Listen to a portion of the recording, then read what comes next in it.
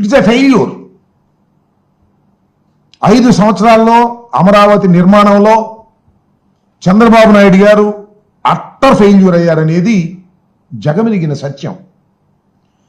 చంద్రబాబు నాయుడు గారు ఏం చెప్పారంటే ఈ 5 సంవత్సరాల్లో 48,000 కోట్ల రూపాయలు ఖర్చు పెడతానని చెప్పారు. 48,000 కోట్ల రూపాయలు ఖర్చు పెడతామని చెప్పారు. 41,170 కోట్లు టెండర్లు పిలిచారు. విన్నారు కదా, 48,000 కోట్లు ఖర్చు పెడతామన్నారు. 41,000 కోట్ల రూపాయలు పైచీలకు టెండర్లు పిలిచారు. ఖర్చు పెట్టింది ఎంత అంటే 5,587.28 కోట్ల రూపాయలు ఖర్చు పెట్టారు.